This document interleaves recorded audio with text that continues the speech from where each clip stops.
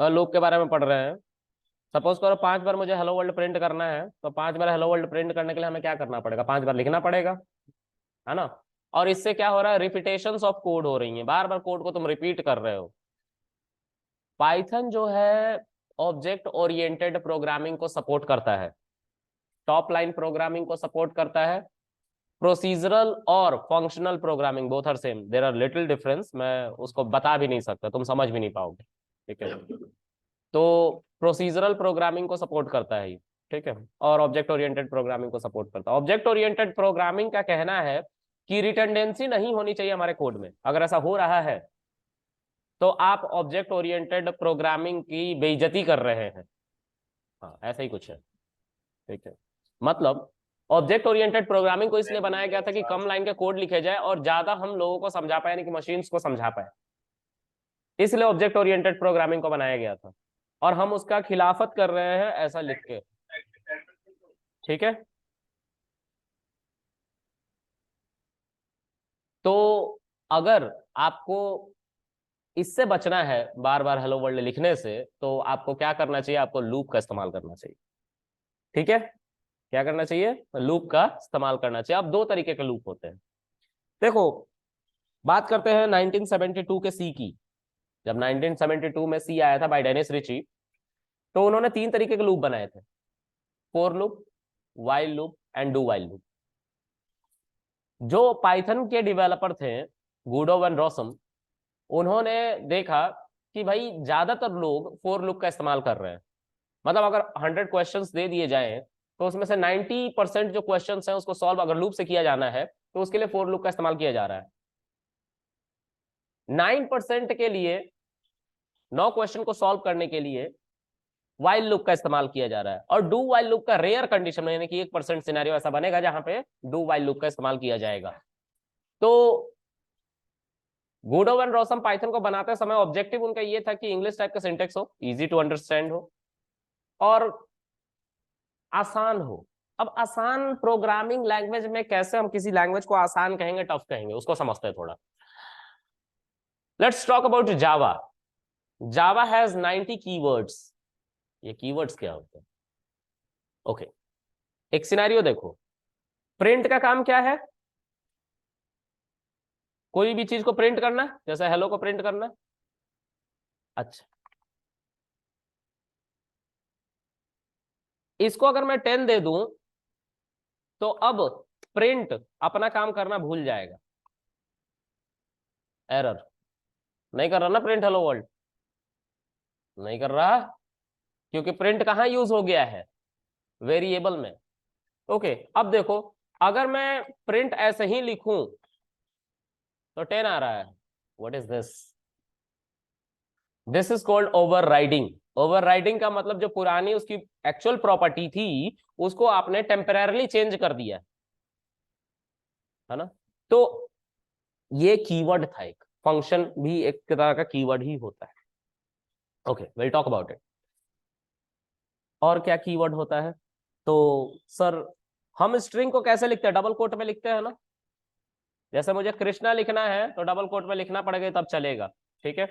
अगर मैं इसको स्ट्रिंग में लिखूं ही ना, तो ये इसको एक वेरिएबल मानेगा, और वेरिएबल मानेगा तो इसकी वैल्यू होनी चाहिए। और अगर इसकी वैल्यू नहीं है तो अनडिफाइंड आएगा, यानी कि इसको स्ट्रिंग नहीं मानेगा, ये एरर दे देगा, क्योंकि ये पाइथन में डिफाइंड नहीं है, कह रहा है ना अनडिफाइंड, नॉट डिफाइंड, ठीक है। अब दूसरा सिनेरियो देखो, ट्रू एक कीवर्ड है, देखो ब्लू कलर में कन्वर्ट हो गया ये पाइथन में पहले से बताया गया है, इसको चलाओगे तो ये चलेगा। ये नहीं कह रहा कि मुझे डबल कोट में दो या सिंगल कोट में दो, ये क्या कह रहा है, मुझे ऐसे ही लिख दो, पाइथन में मुझे ऑलरेडी बता दिया गया है कि क्या है ट्रू, राइट। म्यूट करो यार, कौन है ऑनलाइन।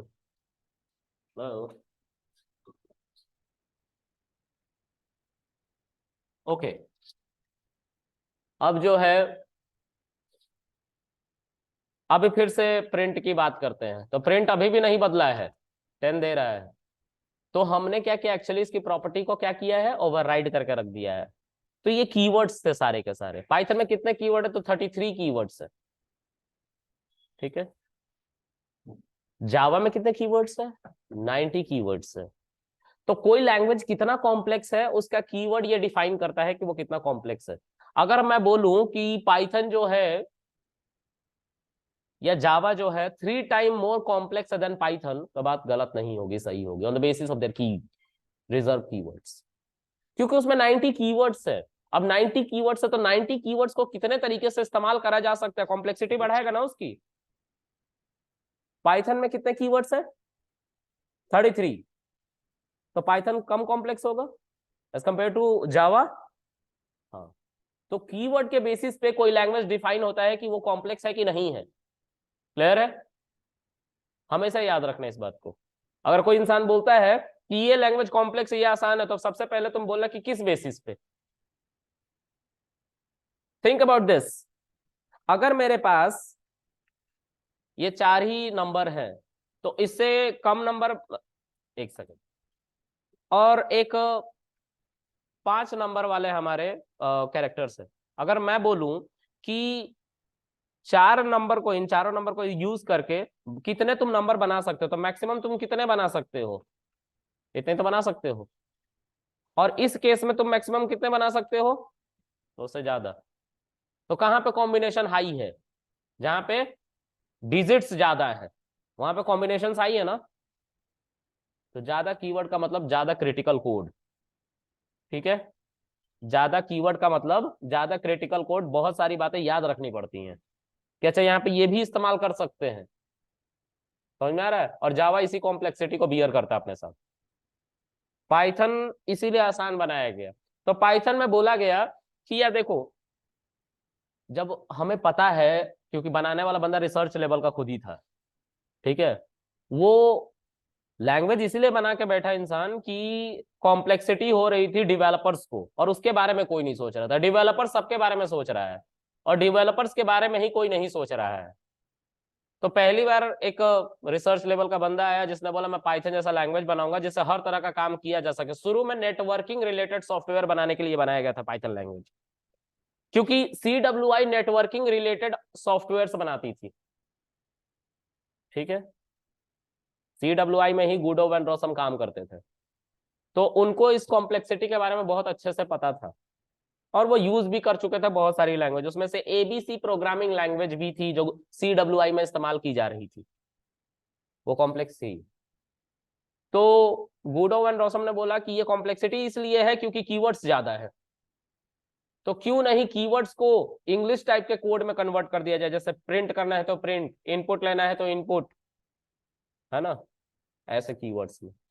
पहला काम उन्होंने ये किया। दूसरा, जिस कीवर्ड की जरूरत नहीं है उस कीवर्ड को इस्तेमाल ही क्यों करें। जैसे मान लो डू वाइल लूप का इस्तेमाल लोग 1% काम करने के लिए कर रहे हैं, तो हम क्यों डू वाइल लूप दे यार, डू कीवर्ड क्यों दे। डू कीवर्ड हटाओ। अब डू कीवर्ड हटाओगे तो डू वाइल लूप हट जाएगा। ठीक है, समझ में आ रही है? कितने तरह के लूप थे? For loop, while loop, do while loop. तो डू कीवर्ड है ना, डू कीवर्ड को ही हटा दोगे तो डू वाइल लूप बचेगा क्या? नहीं बचेगा। मत इस्तेमाल करो इसको, इसलिए इसको इजी किया गया। पाइथन के कीवर्ड इसीलिए इतने कम है और हर डोमेन में है आज के समय में। जैसे जैसे उन्होंने गूगल में काम किया, ड्रॉपबॉक्स में काम किया, माइक्रोसॉफ्ट में काम किया, वैसे वैसे उन्होंने पाइथन पे पैरेलली वर्क किया और उसको हर डोमेन में ले आके छोड़ दिया। ठीक है, पाइथन के ऊपर एलिगेशन था कि पाइथन स्लो चलता है, तो पाइथन को लाइट वेट रखने के लिए 25 MB का सॉफ्टवेयर दे दिया गया, पाइथन का सेटअप। और बोला गया इसके बाद तुम्हें जो भी चीज करना होगा, जैसे पाइथन एक भाषा होगी जिससे तुम मशीन से बात करोगे, जो भी काम करना होगा आगे चल के, लेट्स से वेबसाइट बनाना है तुम्हें, जेंगो फ्लास्क में से कोई एक लाइब्रेरी एक्सटेंशन जोड़ लो और फिर पाइथन से काम करो। अगर तुम्हें डेटा प्रोसेसिंग करनी है, पांडास को डाउनलोड कर लो। पांडास थोड़ा एक छोटा सा सॉफ्टवेयर होगा, पाइथन से कनेक्ट होकर चलने लग जाएगा, डेटा प्रोसेसिंग करने लगो।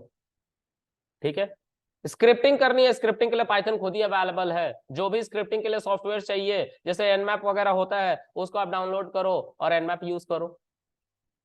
ठीक है, तो पाइथन को बस एक ऐसा लैंग्वेज बना के छोड़ दिया गया कि वो मशीन से बात कर सके। अब जब तुम किसी से बात कर पाओगे, जैसे मैं हूं, मान लो मैं पाइथन हूं, मुझे बिजनेस नहीं आती लेकिन मुझे बिजनेस करना है, मुझे लेकिन बोलना आता है, समझना आता है, जिस लैंग्वेज को बिजनेसमैन समझ रहा है, ठीक है। तो मुझे कोई बंदा ऐसा ट्रेनिंग दे देगा कि तुम्हें इस तरह से बिजनेस में बात करनी, तो मैं उससे बात नहीं कर लूंगा। यही है पाइथन, ठीक है। ओके, आगे बढ़ते हैं।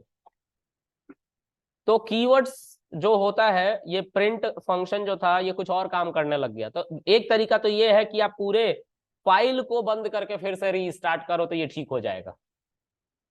और इसको हटा लेना उससे पहले, किसको, इसको हटा लेना, नहीं तो फिर से एरर आएगा। इसको हटा लेना और फिर क्या करना, सेव कर लेना और बंद करके रीस्टार्ट करना। चलो करते हैं। ये पहला तरीका है, ठीक है, जिससे प्रिंट की जो प्रॉपर्टी है वो फिर से उसको याद आ जाएगी, ठीक है। तो ये पहला तरीका है, आ गया। अब इसमें ऊपर से चला लो सब कुछ। देखो, print function hello world print कर रहा है क्या, करने लग गया। एक तो तरीका ये था। एक तरीका क्या है, फिर से मैं वही प्रॉब्लम जनरेट करता हूं जो था अभी थोड़ी देर पहले। प्रिंट इक्वल्स टू 10, यही था ना। दूसरा तरीका ये है कि किसी भी वैल्यू को तुम्हें फोर्सफुली डिलीट करना है पूरे मेमोरी से, पूरे मेमोरी से।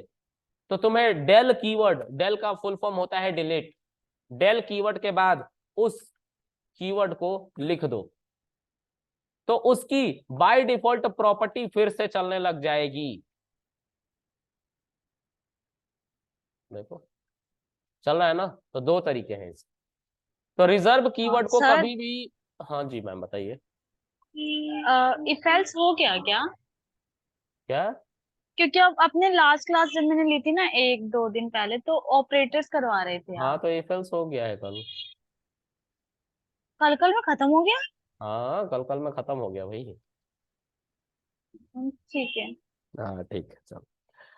तो कीवर्ड्स कितने हैं हमारे, 33। उन कीवर्ड्स को कभी भी तुम लोग क्या नहीं बनाओगे, वेरिएबल्स नहीं बनाओगे, नहीं तो वो अपनी प्रॉपर्टी भूल जाएगा, ठीक है।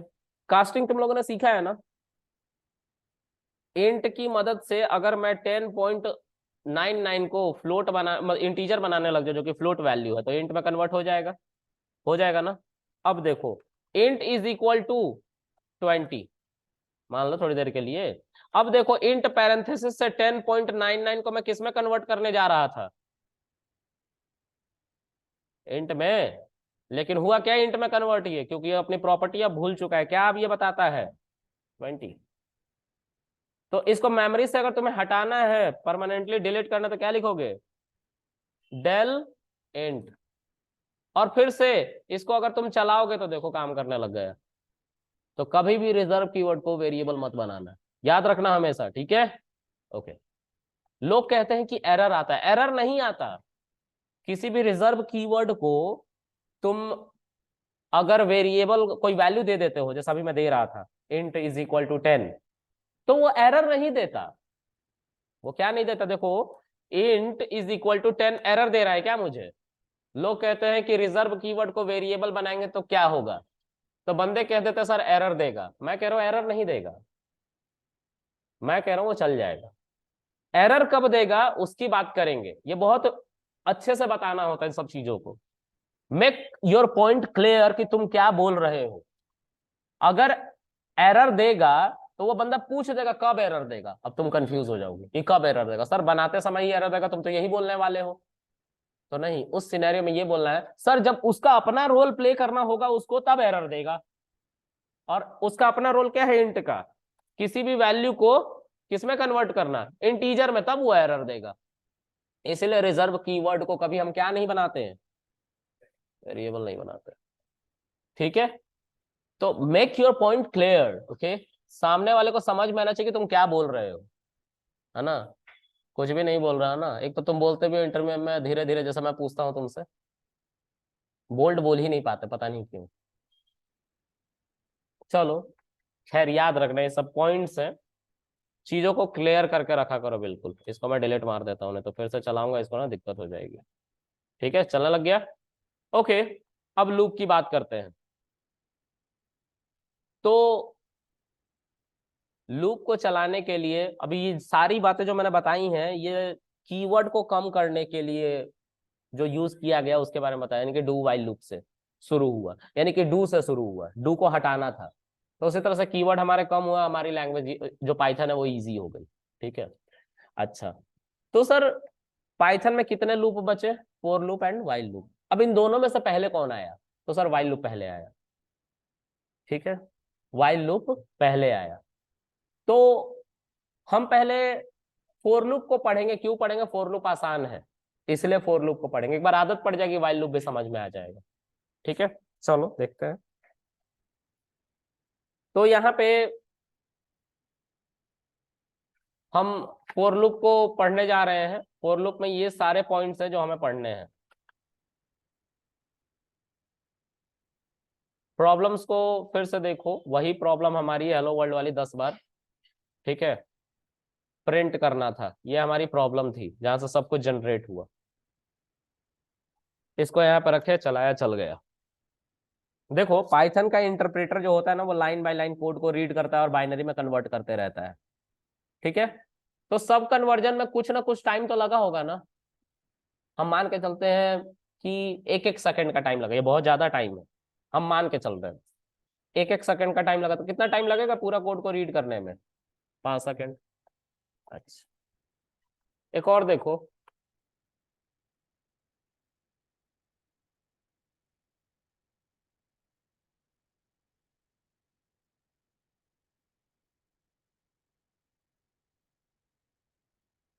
यहाँ पे कंप्यूटर को यानी कि सीपीयू को एक ही बार में समझा दिया गया। यहाँ पे 2 लाइन के कोड है तो मान लो 2 सेकंड लगा, एक बार समझ गया फिर आउटपुट आने लग गया। तो कौन ज्यादा एफिशिएंट है, ऊपर वाला कि नीचे वाला? नीचे वाला। इसमें 2 ही लाइन के कोड है तो 2 ही बार हमारा बाइनरी में कन्वर्ट होगा चीजें, यानी कि 2 सेकंड। बाकी उसके बाद आंसर आते जाएगा, है ना। तो ये फास्ट, और ये रिपीटेशंस को घटा रहा है, सबसे बड़ी बात। जो तुम हेलो वर्ल्ड 5 बार लिख रहे थे, इसने क्या किया? एक ही बार लिखवाया और 5 बार प्रिंट कर दिया। ठीक है, तो ये है फायदा लूप का। अब इसमें कुछ बातें यूज की गई हैं, उसको समझ लेते हैं। अरे बता रहा हूँ, रुक, कह रहा हूँ कि बातें बता रहा हूँ, तो ये आई क्या है? रेंज पता है तुझे क्या है? क्या है रेंज? क्या है रेंज? रेंज क्या है? बस बता रहा हूँ भाई, सब्र थाम, है ना। ऐसा नहीं होगा कि छोड़ के भागूंगा। ठीक है, बता के जाऊंगा। ठीक है,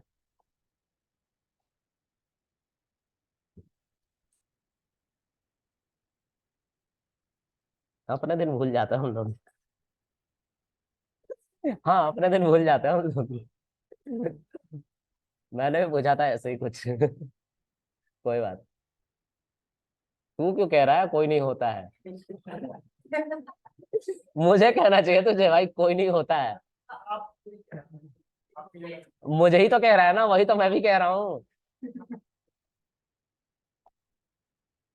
नहीं नहीं, मैं सब बताऊंगा, तुम लोग के क्वेरीज नहीं होंगे डे एंड में फॉर श्योर, है ना। मुझे समझना पड़ेगा तुम लोगों को, है ना। मैं समझ के तुम लोगों को पढ़ा रहा हूँ। ठीक है। क्या? कहाँ जा रहा हूँ? आपने तो बोला पुष्पेंद्र सर लेंगे क्लास। पता नहीं, पुष्पेंद्र ने बोला कि फिर से मुझे ही क्लास लेनी है। देखते हैं अभी, है ना। कल बोला उसने, एक लिस्ट भी दी है उसने। देखते हैं, है ना, लिस्ट दी है उसने, देखता हूँ, है ना। कल नहीं कुछ होना है। चलो आगे देखते हैं गाइस। तो अब यहाँ पे इन सभी चीजों के बारे में समझते हैं। हमें सबसे पहले समझने की क्या जरूरत है? तो इटरेबल समझने की जरूरत है।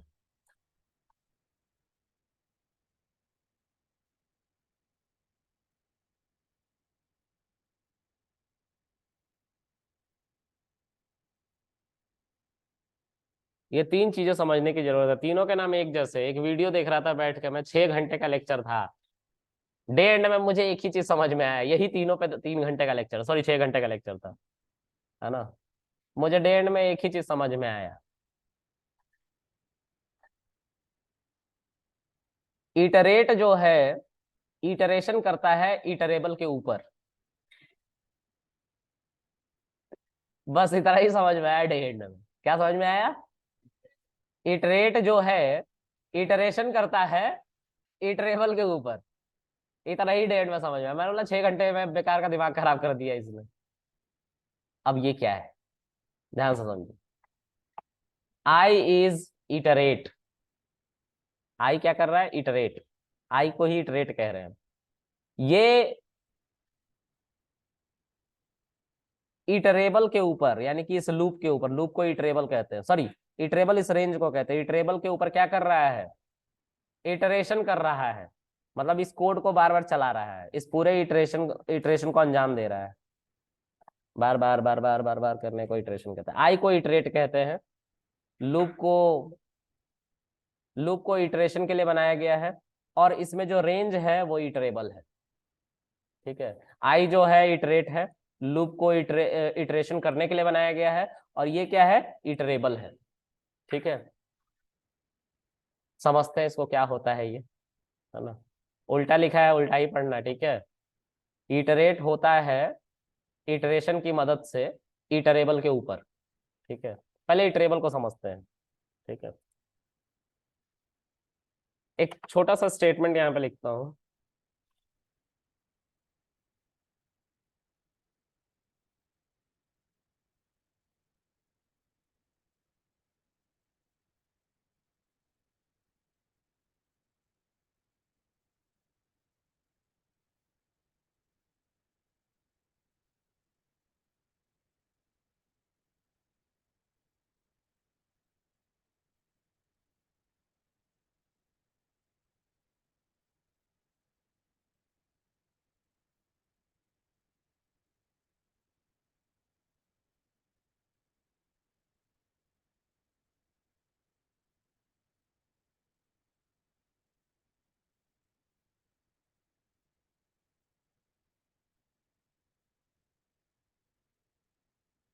इटरेटर इस लूप को कहते हैं, वही इटरेशन कर रहा है। ठीक है, तो ये भी लिख दिया मैंने यहीं पे, इटरेशन किसको, इटरेटर किसको कहते हैं, लूप को कहते हैं। यहाँ पे मैं एक और स्टेटमेंट लिख रहा हूँ।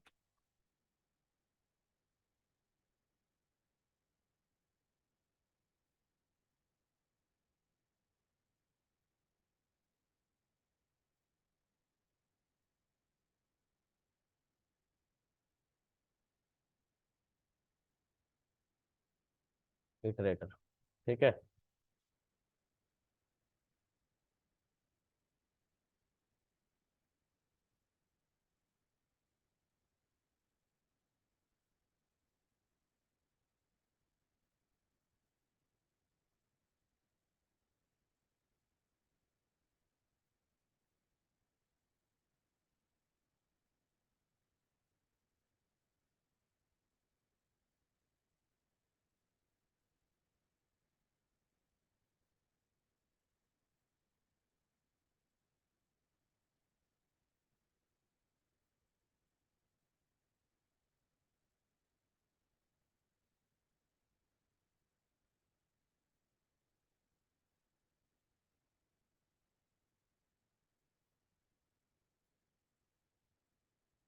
हाँ भाई, ये कुछ बातें हैं जो आप लोगों को समझनी चाहिए।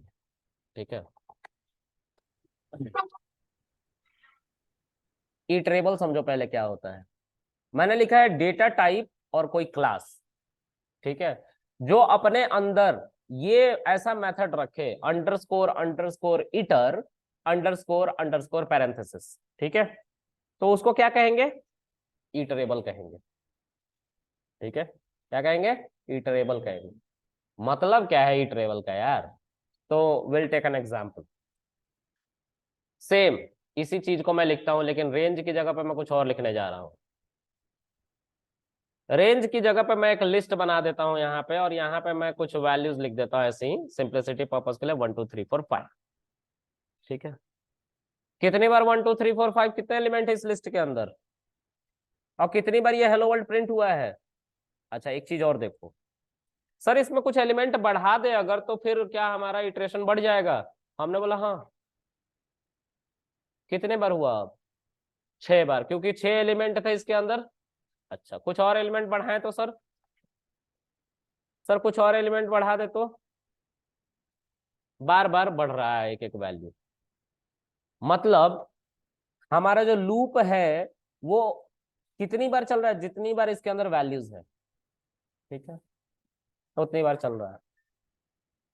ओके सर, हम चाहते हैं इन वैल्यूज को भी प्रिंट करना, जितनी बार ये चल रहे हैं तो थोड़ा आसान हो जाएगा समझना। तो प्रिंट के अंदर आई को मैं लिखता हूं, और ये देखो ये क्या हुआ। तो आई की वैल्यू जो थी, ये आई की वैल्यू किसके ऊपर चल रहा है, इटरेबल के ऊपर। आई की वैल्यू किससे, कहां से वैल्यू डिराइव करी है अपनी। अच्छा, एक पाईचार्म टूल है, आप लोगों ने कभी डाउनलोड किया है? हाँ, डाउनलोड ही किया है बस। आपने किया है सर? आपने करा है? चलिए इसको मैं बता देता हूँ, फिर डाउनलोड करना सिखा दूंगा, ठीक है।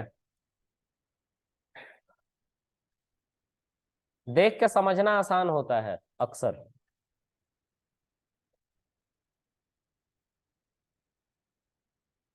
ये आपका पूरा कोड है, 2 लाइन का, ठीक है। इस कोड को हम स्टेप बाय स्टेप देखना चाहते हैं, हम नहीं चाहते एक बार में आंसर आ जाए, हम चाहते हैं स्टेप बाय स्टेप हमें दिखाओ कि कैसा हमारा कोड चल रहा है। तो उसके लिए तुम्हें ब्रेक पॉइंट्स लगाने पड़ते हैं, 2 पॉइंट लगाने पड़ते हैं, और वो पॉइंट इधर जब तुम कर्सर रखोगे तो देखो इस पे क्लिक करोगे तो यहां से लेके यहां तक, इस पॉइंट तक मुझे डीबग करना। अगर 10 लाइन होते तो उसको नीचे ले आकर फिर मार्क करते, है ना, ऐसा करते। तो अब इन्हीं 2 लाइन को वो डीबग कर करके बताएगा कैसे। तो यहाँ पे है एक बीटल का शेप, इसको क्लिक करोगे, इसको कहते हैं डीबग। जब आप इस पे क्लिक करोगे तो एक बात का ध्यान रखना है, यहाँ पे जो फाइल होनी चाहिए वो आपकी krishna.py होनी चाहिए, जिसपे आप डीबग कर रहे हैं। और ये लिखा हुआ क्या है यहाँ पे, मेन। तो आप इस पे क्लिक करोगे और करंट फाइल दिख रहा है आप लोगों को, करंट फाइल पे क्लिक करोगे। जब करंट फाइल पे क्लिक करोगे तो आपके सामने फिर से ये डीबग वाला बटन आएगा, क्लिक करना। आप लोगों ने इंटरप्रेटर कभी नहीं देखा है ना, देखो इंटरप्रेटर आ गया ब्लू कलर का। तो अगर इंटरव्यू में कोई इंटरव्यूअर आपसे पूछे कि अच्छा आपने इंटरप्रेटर देखा है, तो ये मत बोल देना हाँ ब्लू कलर का होता है, नहीं तो रिजेक्शन पक्का है ना। आपको दिखाने के लिए debugger step by step interpreter, एक फेक इंटरप्रेटर लेके आया है ऐसा। ये जहां पे होता है वहां पे कुछ नहीं करता, ये स्लाइसिंग में बताया था मैंने, इसलिए एक स्टेप आगे तक वैल्यू को भेजना पड़ता है जिससे हमारी वैल्यू स्लाइस हो जाए अच्छे से। अब थोड़ा सा इसको ऊपर कर लेते हैं यहाँ पे, और जब आपने डीबग किया तो यहाँ पे देखो ये बीटल का शेप आया था, इस पे क्लिक करो, और यहाँ पे देखो कंसोल है, कंसोल लिखा हुआ है ना, कंसोल पे क्लिक करना। फिर यहाँ पे देखो एक बटन है, इसको कहते हैं स्टेप ओवर, मतलब एक एक स्टेप आगे बढ़ो। इस पे जब क्लिक करोगे तो ये जो ब्लू वाला हमारा मार्कर है नीचे आ जाएगा, और इसने इंटरनली आई की वैल्यू क्या असाइन करी है, ये कॉलन का मतलब होता है इक्वल टू, ओके। आई की वैल्यू क्या है, कहां से आई है, तो सामने जो लिस्ट है ना उसके अंदर से आई है, ठीक है। और इस 1 को, यानी कि आई की वैल्यू जो 1 है वो यहाँ पे रखी जाएगी, कॉमा को किससे रिप्लेस कर दिया जाएगा, सेपरेटर। सेपरेटर जो होता है हमारा एक ऑपरेटर होता है प्रिंट फंक्शन के अंदर, जो स्पेस लगाता है कहाँ पे, जहां पे भी 2 वैल्यू एक दूसरे से अलग हो रही होंगी प्रिंट फंक्शन के अंदर, कॉमा से। ये मैंने बताया था सेपरेटर एंड ऑपरेटर में, याद है।